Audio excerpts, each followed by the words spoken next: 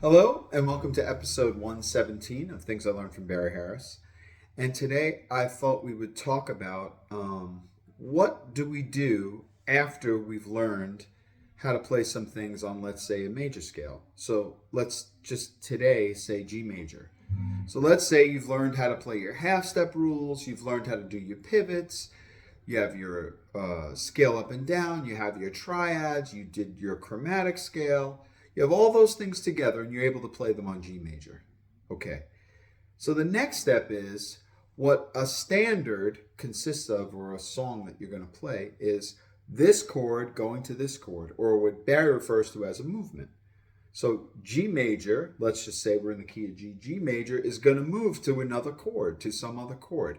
And what I find interesting is when you start practicing a movement, like this chord moves to this chord, it brings you closer to the other standards that you might know, and it connects them because you say, oh, I see, in this song, the G major goes to, let's say, E flat 7. Oh, that happens in this other song too, which I've practiced, so I'm comfortable with playing that movement. So I think this is a really good way to take a look and say, okay, I'm going to try to cover all the bases, all the different kind of movements that I can think of. So for instance, if we started on G major, let's say, and let's say we want to move to any other dominant chord, any other one, all 12 of them. So the first movement would be G major to G7. So that's a movement. That happens in a blues, that happens in any tune that's going to the 4 major, any tune that goes from 1 dominant to 4 major. So that's G major to G7. Now let's look at G major to A flat 7. So you say, okay, why would I move G major to A flat 7? Well, A flat 7 is the tritone of D7, so you're going to use it all the time. G major.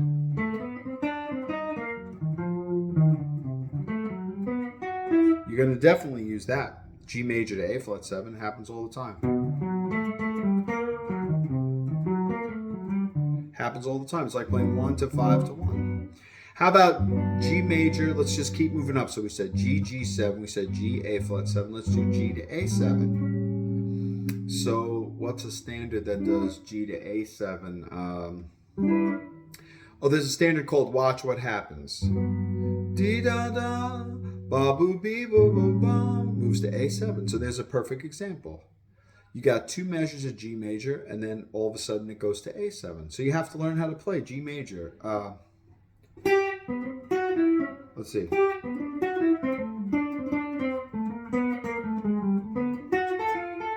That was all running G major into A7.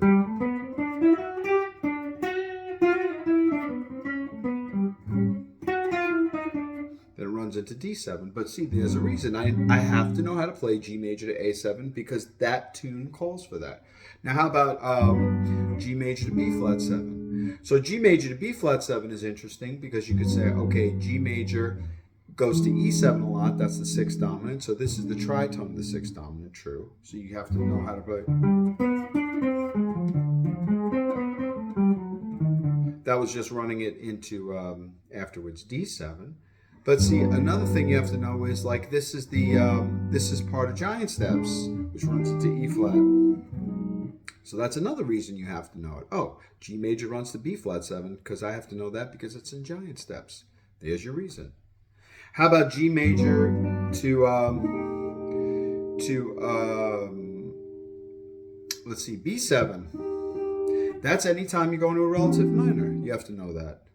So let's say if we were playing All of Me. Let's see. There it is.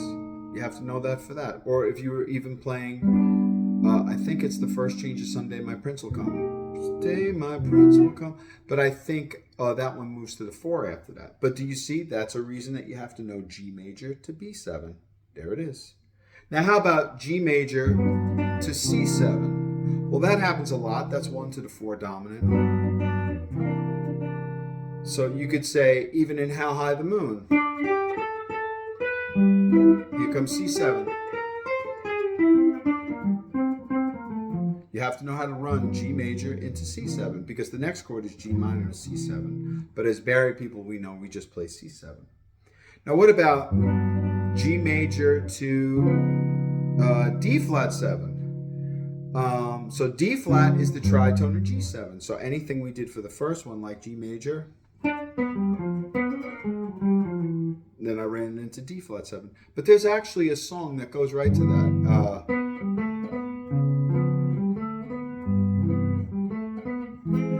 It's called Beautiful Friendship, or This is the End of a Beautiful Friendship. That it actually plays that chord, G major, D, do, do, D, goes to that.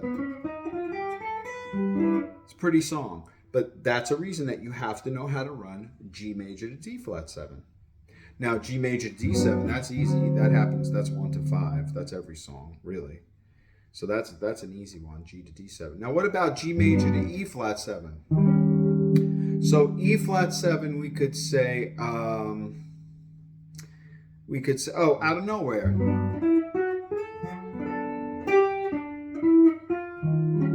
You have to know how to run G major into E flat 7.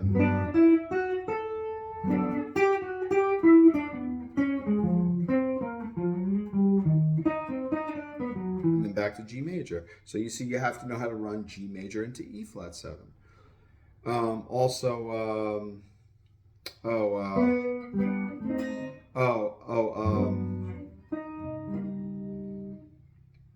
Darn That Dream.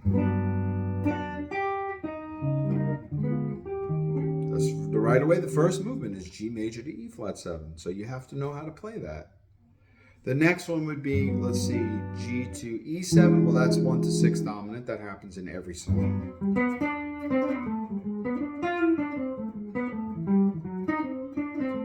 You have to know that one. Now, how about G major to F7? Well, G major F7 happens a lot. That's like playing 1 to 4 minor.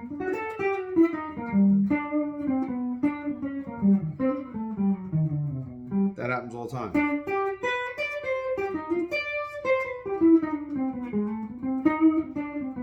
So we have to know how to run G major to F7. Anytime you have one chord to the 4 minor. How about G major to F sharp 7? That's a pretty one. That's this movement kind of. So it'd be like the one chord going to the 3, either major or minor, but you're going to go through it through that 7 dominant. So you have to know how to play that.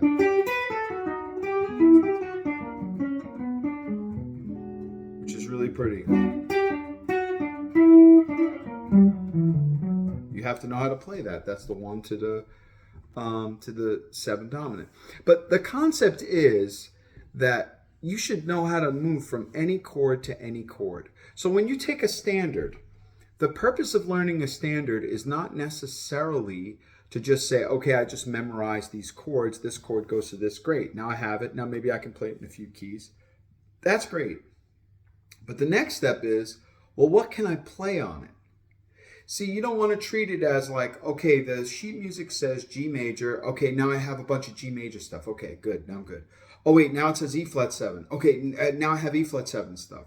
You want to be able to connect those things as if it's this one thing. It's not 2 movements. It's this movement. This goes to this. And that's why Barry talking about how Coleman Hawkins used to say, I don't play chords, I play movement. I think that's what he was referring to. Like, you have to be able to move from this chord to this chord. And it's the ones that can do it really in the slickest way. Those are the best ones. I remember seeing this interview. I think it was Joe Lovano interviewing Wayne Shorter. And if I remember correctly, Wayne Shorter was saying he had this tape of Bird practicing. And the tape basically consisted of Bird practicing these 2 and 4 bar things. So I can only imagine that that's the kind of stuff that he was looking at. Like this chord goes to this chord. Like even this, like the one that we did. If we say G major to B7, that's going to the relative minor. Well, that's also like that happens in a million songs. So I could imagine, I could almost hear Bird practicing G major running into the B7 and all the different ways that he did it. that he could practice it. And that's why when you hear Bird on any tune, he's totally comfortable with it, because it's not the first time that he's come across these movements. So really, the most important thing is when you learn a song, you should really know everything about it. So if a song goes from this chord to this chord, and it's kind of a strange thing, you have to take the time and work on it and say, well, how do I make it sound not strange or make it sound not abrupt? And every one of those chord changes, G to G7, G to A flat 7, G to A7, G to B flat 7, every one of them has a different or many different approaches to make it sound slick and smooth. Now just think, if your soloing consisted of you practicing several different movements, then no matter what a song is called, if you know the changes to the song, it means from your perspective, you really have discovered those changes. You know everything about them, so nothing's going to throw you off. So it's like a really, I think it's almost a better way than, I think it's really important to learn a lot of songs, true. But I would rather a person learn fewer songs, but really know all those movements in those few songs and can really play a lot of things on it. See, there are people that know 1,000 songs, but when you hear them play, they don't really, they can play through the changes correctly, but they're not playing all that much on it. If you really listen, if you say, oh, what did that person play from G major to E flat 7? And then you listen to that spot and you're like, oh, not that much. They really didn't play that much. And that's one of the other beautiful things that Barry's given us, is it makes you aware of really what you're listening to. You know, okay, this chord moves to this chord. Okay, so let's see how that person does that. And more important, let's see how I do that. Let me really try to get good at it. You know, let me try to get better at it. So anyway, I hope you enjoy this this little lesson on learning how to play movement, because I think it's one of the most important things that I learned from Barry, was thinking about these things as movement, as opposed to just saying, oh, I know how to play this song. So until next time, enjoy practicing your movements.